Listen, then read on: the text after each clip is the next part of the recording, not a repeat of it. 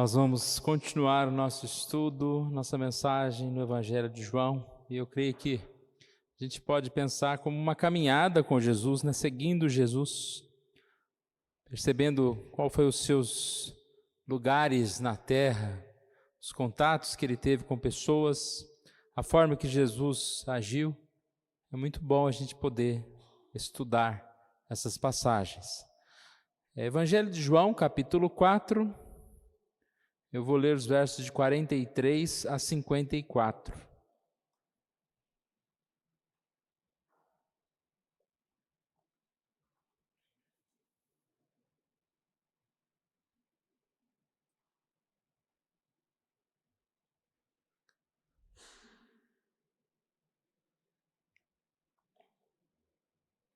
Evangelho de João, capítulo 4, 43 em diante.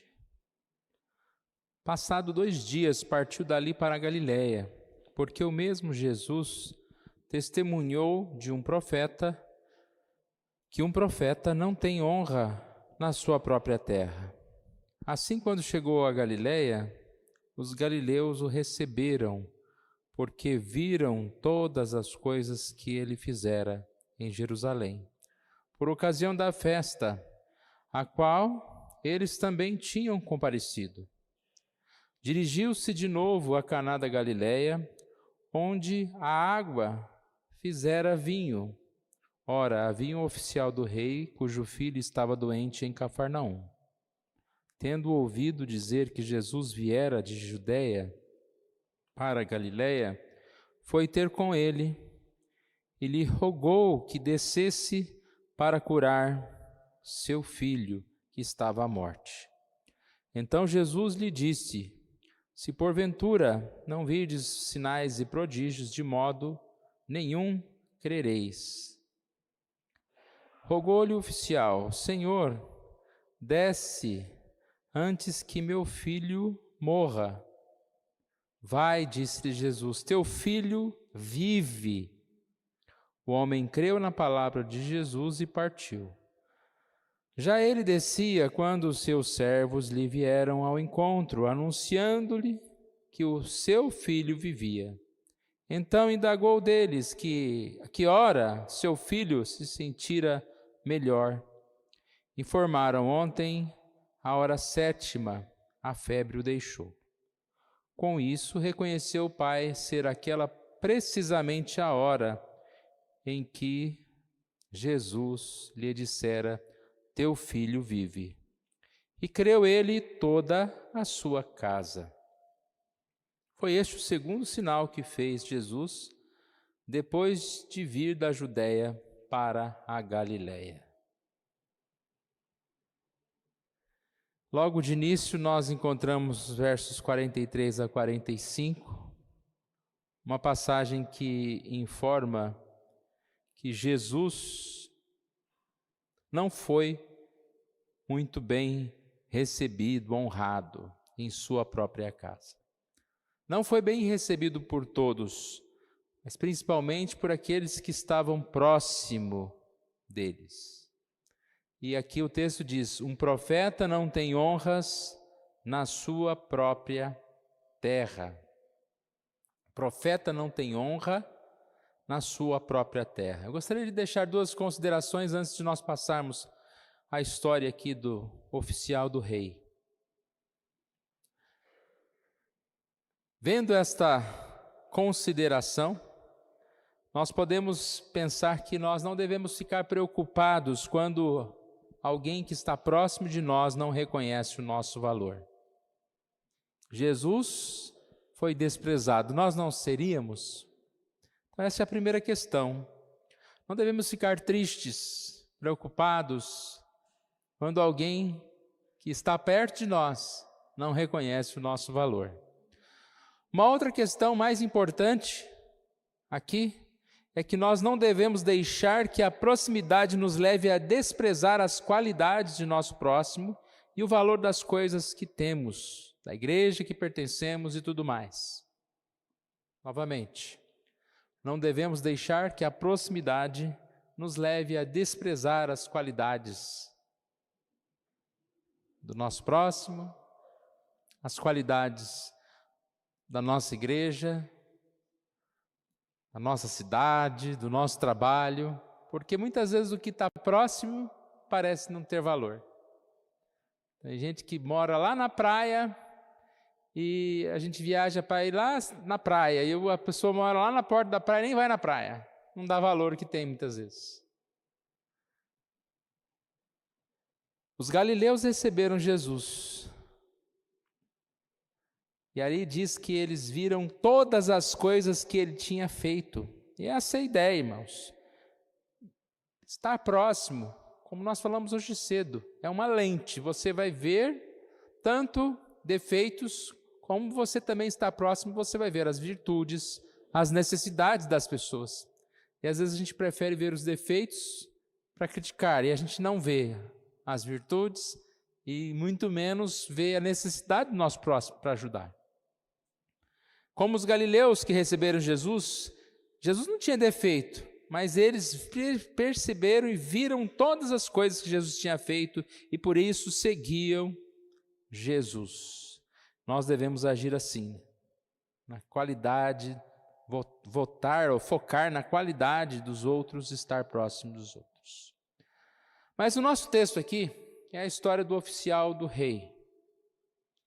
Um dia, um oficial do rei foi falar com Jesus, que seu filho estava muito doente. Ele queria que Jesus fosse até a sua casa para curá-lo. E aqui a gente percebe que Jesus responde, vai, desce, vai, disse-lhe Jesus, teu filho vive. E também, curiosamente, aquele homem não questionou a palavra de Jesus, ele voltou para casa, aparentemente confiante. Quando ele estava quase chegando, alguns já chegaram no caminho para contar a boa notícia. Seu filho vive, seu filho está bom. E aí ele perguntou que horas que ele melhorou. E o texto diz que foi precisamente na hora que Jesus disse, teu filho vive. E assim ele creu, ele e toda a sua casa. Essa passagem, como tantas passagens da Bíblia, ela tem uma riqueza enorme, né, de aplicações, de significado.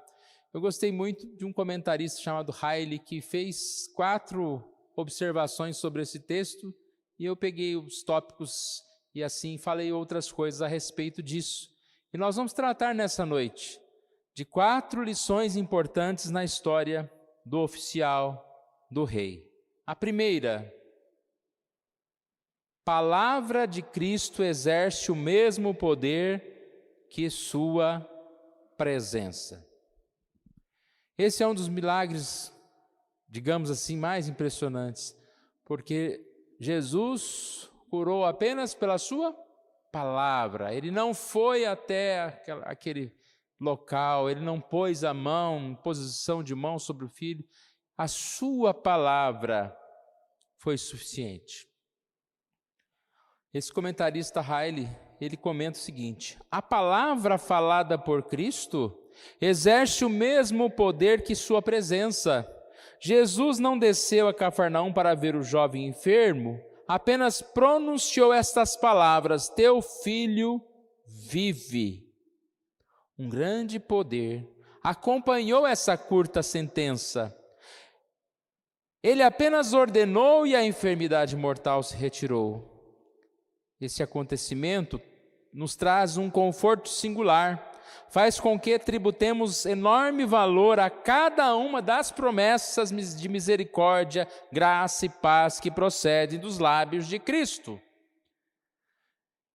Eu achei assim bem interessante esse comentário dele, porque exatamente hoje nós não temos essa presença, né? Você não pode falar, vai lá, Jesus está passando por ali, né? Eu vou lá chamar Jesus para vir falar comigo, para curar meu filho. Hoje nós não seguimos Jesus como uma multidão peregrinando atrás dele, porque ele não está aqui. Mas ele está aqui por intermédio de sua palavra. E a sua palavra tem poder. Palavra de Cristo exerce o mesmo poder que sua presença. Deus continua intercedendo por nós. Deus continua curando, Deus continua abençoando. Basta a sua palavra. A palavra é a sua vontade. E qual é a palavra que Jesus tem para nós? Hoje nós não podemos ir até Jesus como foi esse oficial do rei, sabendo que ele estava naquela cidade. Mas nós podemos ir até Jesus pelas nossas orações. E orar pelos nossos filhos, orar por algum enfermo, pedir para Jesus por nós mesmos. Cremos que Ele responde às nossas orações. Parece que Jesus percebeu que esse homem precisava dele, precisava daquela cura, precisava assim para que o seu coração fosse restaurado. E assim Jesus o curou. A segunda consideração aqui, irmãos. Os ricos também têm aflições. Notamos aqui que este oficial do rei não era um qualquer homem, mas era um homem que tinha poder, era um homem que tinha riquezas, e ele vai pedir a cura pelo seu filho. Um homem importante de posses que precisa de Jesus. Provavelmente ele já devia ter tentado lá na medicina da época, do local, usar os seus recursos, mas nós sabemos que só Jesus pode operar milagres. Talvez ele tentou de várias formas e aquele filho estava só piorando. E ele foi até Jesus. Ele foi até Jesus. Os ricos também têm aflições. Para que isso serve para nós, irmãos? Talvez nós não somos ricos, mas serve para nós estarmos pensando e se compadecendo do ser humano, independente se ele é rico, se ele é pobre. Às vezes nós pensamos que alguém que tem uma situação financeira melhor, ou um cargo melhor, ou a gente olha para o outro, como eu disse hoje cedo, né? O problema dos outros parece ser mais fácil, eles têm mais recursos, eles têm mais condições, e não é bem assim, irmãos. Todos nós passamos por dificuldades, todos nós passamos por enfermidade. Essa semana nós vimos tantas notícias lá do tal do submarino, milionários que estavam presos num lugar, não tinha nada que se fazer por eles. Dinheiro nenhum compraria a saída deles dali. Muitas vezes nós pensamos no rico como alguém que tem a vida mais fácil, mas você já parou para pensar que a vida do rico pode ser mais difícil e complicada? Olha o que Riley disse. Em geral, roupas finas cobrem pessoas com corações sofridos. Os que habitam em palácios muitas vezes dormem menos tranquilo do que aqueles que habitam em casebres. Ouro e prata não livram um homem de problemas. Podem afastá-lo de dívidas e da pobreza, mas não conseguem livrá-los de preocupações, enfermidade e morte. Quanto mais alta é a árvore, mais agitada será pela tempestade. Quanto maiores forem os galhos, maior será a área exposta aos ventos. E aí ele cita Davi. Ele diz que Davi provavelmente era muito mais feliz quando estava lá guardando as ovelhas de seu pai, quando ele era depois um rei poderoso que governava 12 tribos de Israel. Quando será que ele dormia mais tranquilo? Quando ele era o rei Davi das guerras ou quando ele era o rei lá que cuidava das ovelhinhas? Então, às vezes a gente tem uma visão errada da pessoa mais rica. Ele tem problemas muito sérios, talvez maiores do que os nossos. Não estou dizendo com isso que a gente tem que procurar ser mais pobre, né? Nós devemos aproveitar as oportunidades de crescer financeiramente, de crescer profissionalmente, mas não pensando que isso nos trará facilidade apenas. Você tem um cargo mais importante, você pode ter um salário um pouquinho maior, mas você vai ter muita mais coisa para resolver, muito mais problemas para lidar. Nós devemos orar pelos ricos e não invejá-los. A Bíblia diz que é difícil um rico entrar no reino dos céus. Chega a um ponto que a riqueza vai ofuscando o brilho da cruz, o brilho da simplicidade, o brilho da humildade, e muitos se perdem na busca pelo dinheiro. Nós precisamos aprender a viver contente com o que nós somos, lembrando que nós, se temos problemas, todos têm problemas. E com certeza, irmãos, nós devemos olhar para todas as pessoas, né, de forma igual. E quanto aos ricos, né, a solução deles também, pode ser que muitos ricos acham que a solução está no dinheiro, não está no dinheiro. Aquele oficial tinha dinheiro e ele precisou de ir até Jesus. Todos nós precisamos de Jesus. Terceiro lugar, os jovens adoecem e morrem. Conta a história que o oficial do rei foi pedir pelo seu filho. E aqui nós vemos um pai pedindo por um filho. A doença não escolhe classe social, não escolhe qualquer raça e nem idade. Há enfermos crianças, há enfermos jovens, há enfermos adultos, velhos. Nós sabemos que a vida é passageira. E o que esse ponto serve para nós, irmãos? Saber que os jovens também adoecem. Serve para que nós estejamos sempre alertas, independente da idade que nós temos. Nós sabemos e devemos ter a sabedoria de entender que essa vida um dia termina. E que nós devemos estar preparados. Não só deve estar preparado o idoso ou preparado o doente, mas todos nós devemos estar preparados. Olha o que o Rael disse sobre esse ponto. Aquele que é sábio não confia que viverá uma vida longa. Não podemos prever o que nos reserva o dia de amanhã. A única sabedoria verdadeira consiste em estar sempre preparado para se encontrar com Deus, não colocando de lado as coisas concernentes à eternidade e vivendo de modo a estar pronto a qualquer momento para partir desta vida. A nossa segurança não é a idade, não é a saúde, é Jesus. E nós podemos assim pensar na necessidade, né, irmãos, de nós buscarmos viver melhor. Como nós podemos nos preparar? Como nós podemos viver assim pensando na vida eterna? Aprendendo com a palavra, praticando o que nós aprendemos, no constante vigiar da vida, buscando santidade, fugindo de práticas que venham causar mal, buscando o que é bom. O dia da morte compete a Deus, mas nós sabemos que, enquanto nós estamos vivos, nós temos que servi-lo em todo o tempo. Esse ponto é um grande alerta para não deixarmos para depois. Talvez você é jovem e fala, vou deixar essas coisas de Deus para depois. Ou talvez você tem muita saúde, você fala, não, depois eu penso nessas coisas. Nós devemos estar preparados sempre. Em breve Jesus voltará. Ponto 4. A aflição traz bênçãos. Esse milagre, essa história, ela é muito bonita.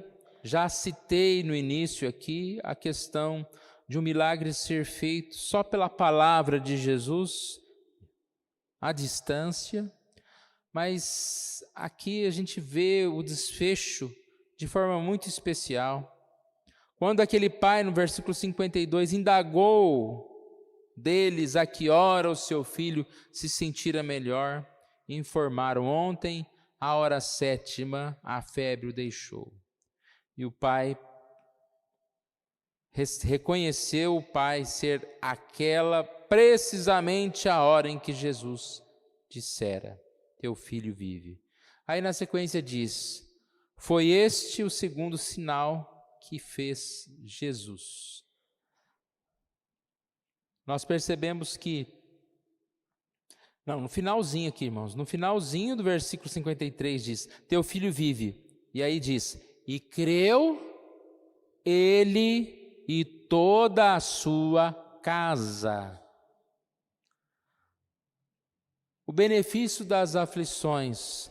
Nós percebemos que este pai, ele, sabendo realmente que foi Jesus que mudou a vida dele, que curou o seu filho, ele creu, mas não só ele, o seu filho e a sua família. Aquele filho foi curado fisicamente, foi curado espiritualmente. Mas se a gente atentar para isso, nós vamos perceber que ele só foi até Jesus por causa da necessidade que ele estava passando, por causa do filho doente, que ele foi até Jesus. Foi no momento de aflição que ele se aproximou de Jesus. Mais um comentário de Riley aqui. A aflição é um instrumento usado por Deus. Por meio dela, em geral, ensina coisas que não poderiam ser ensinadas de outra forma. Afasta do pecado e do mundo almas que, se não fosse por causa da enfermidade, pereceriam eternamente. A saúde é uma grande bênção, mas a enfermidade que leva a buscar a santificação é uma bênção ainda maior. E na terça-feira eu falei na reunião de oração exatamente a questão de a gente não quer, ninguém quer. Eu quero, Senhor Deus, um problema na minha vida porque eu estou precisando ser mais santo. Nós não queremos, nós não falamos isso. Mas todas as vezes que nós passamos por uma dificuldade, nós ficamos incomodados um pouco, mas ela é sempre um instrumento de Deus, é um instrumento para que a gente cresça, é um instrumento para que a gente tenha mais comunhão com Deus, para que a gente passe mais tempo com Deus, é um instrumento de humildade que nos faz olhar mais para o próximo, nos faz ser mais contentes com o que nós temos. E até uma prova de que nós realmente somos cristãos, estamos firmes na fé. Porque quem não tem Deus fica revoltado com as dificuldades. Mas o cristão, ele agradece a Deus, até mesmo diante das dificuldades, diante da enfermidade. E ele vai ao encontro de Jesus como esse pai fez. Ele foi ao encontro de Jesus, buscar a cura, mas ele também encontrou a cura espiritual. As dificuldades é uma oportunidade de encontro com Deus. A prosperidade, muitas vezes, é um momento de relaxamento, de encantamento com as coisas do mundo e de distanciamento de Deus. Mas as dificuldades, elas devem nos levar a buscar mais a Deus, não a murmuração. Nós abandonemos qualquer tipo de murmuração diante dos problemas que estão diante de nós, mas que nós possamos ser gratos a Deus por tudo que Ele tem feito e que Ele vai fazer a partir até mesmo das dificuldades. Salmo 4, versículo 7 diz: mais alegria me puseste no coração do que a alegria deles, quando lhes há fartura de cereal e de vinho. O salmista está agradecendo a alegria no coração, mesmo não tendo uma mesa tão farta como outros.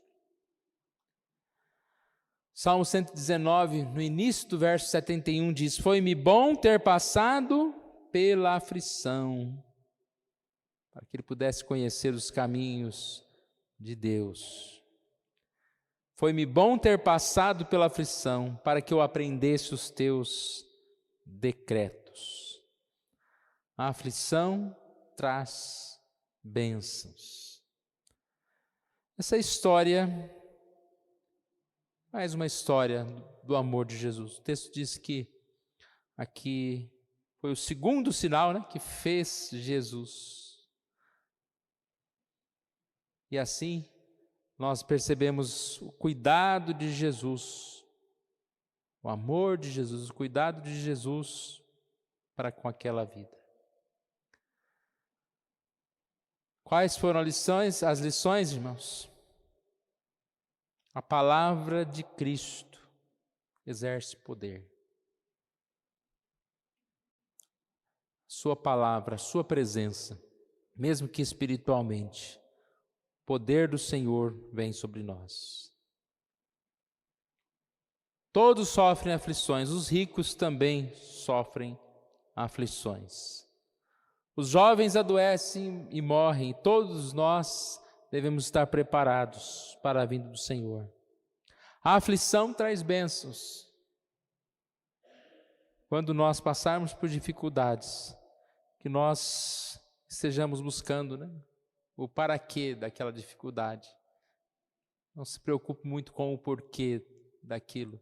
Talvez a gente não entenda, mas para onde Deus quer nos levar a partir daquela dificuldade que nós estamos vivendo naquele momento.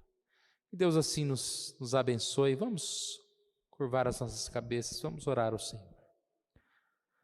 Pai querido, nós agradecemos a Ti mais uma vez porque o Senhor Deus nos trouxe à Tua casa, pelo privilégio de estudarmos a Tua palavra, de, ó Deus, aqui estarmos sentindo, ó Deus, a Tua presença, através dos Teus ensinos, através das histórias bíblicas, ó Deus. São os passos do Senhor nesta terra, o Senhor Deus cuidando de pessoas, como assim cuida de nós mesmo hoje, ó Deus. Que as Tuas promessas, que a Tua palavra, ó Deus, venha sobre nós, e que nós possamos ser curados, que nós possamos ser abençoados, que nós possamos estar servindo, ó Deus, crendo mais e mais no Senhor, ó Deus. Ó Pai amado, que o Senhor nos alerte para as dificuldades que esse mundo impõe a todos, Senhor Deus. Que nós não estejamos olhando para a nossa vida como se fosse mais difícil do que a do outro, seja do rico, seja de outra pessoa, mas que nós possamos olhar, ó Deus, como uma só igreja, um só corpo que carece, que tem dificuldades, e assim nós possamos ver outros que venceram as suas lutas e nós possamos vencer também. Que nós possamos sempre estar preparados para a vinda do Senhor, para até o dia da nossa morte, ó Pai, porque nós não sabemos quando é, ó Deus. Que o Senhor Deus coloque no nosso coração esse desejo de estarmos preparados, Senhor. E que diante do dia a dia, ó Deus, seja das coisas boas, seja dos problemas, nós possamos estar buscando mais o Senhor, indo à Tua presença. E principalmente diante das aflições, Senhor Deus, que o Senhor Deus nos ajude, para que possamos contemplar mais, ó Deus, da Tua companhia. Isso que nós te pedimos, oramos em nome de Jesus. Amém.